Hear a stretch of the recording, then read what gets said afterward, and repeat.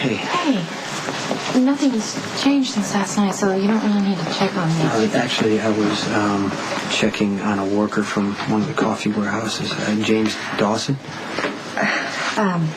Yeah, Dawson's in room 715. I'm sorry, I shouldn't have jumped to conclusions. It's okay. If it helps at all, I'm nervous too. I know I probably should have told you I'd marry you. I know I put you in an awkward position. No, you didn't. It was a generous impulse. It just, I wouldn't be fair to anyone.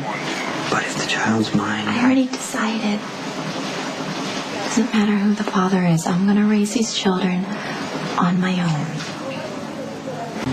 I know how much it hurt you to give up Michael. And I saw what you went through when Sam lost her baby. Are you going to be able to stand by and watch me raise your child? I mean, I'll do whatever we decide is best for the baby. Sorry, I know last night I practically asked you to forget the fact that you could be the father, and now I can't stop talking about it. It's tough on both of us. It'll get easier once I take the paternity test. Well, just call me if you need anything. You know I will. Elizabeth, I just thought you'd want to know that Lucky's back in rehab. Now, why would I believe the lying skank who got pregnant just to travel? You deliberately set out to get pregnant, didn't you? Because you know that without the drugs, you're nothing to Lucky. You tell yourself that if it makes you feel better. I'm sure you planned this very carefully. You know, Lucky needed me.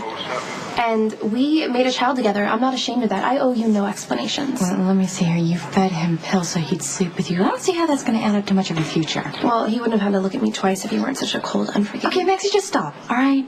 Do you hear how pathetic you are? I mean, honey, look at your life. You're volunteering at a hospital because you can't hold down a job. You're tearing apart somebody's marriage while you're pretending to grieve for a boyfriend who died in the line of duty, and now you're keeping Lucky high so he'll stay with you? You treat Lucky like dirt. You always have. Okay, now you have no idea what you're talking about. No. You pretended to be all sad when we all thought Lucky died in the fire, but you didn't really care. You just ran off to Jason. That's not what happened at all. No, and then when he came back and he was ready to marry you, you still didn't care. You ditched him and married Rick. Okay, years later. And then you had Xander's baby and you didn't care when he died. And Lucky finally took you back, but you're just not good enough for him, Elizabeth. You never have been. You actually believe that, don't you? You'd like to think that you are Lucky's, I don't know, love of his life. But you're not. You're just his high school girlfriend who got stuck in this town with a kid and now another one's on the way. And you're blaming Lucky because your life just didn't work out. You don't have to work so hard to get between me and Lucky. He's all yours.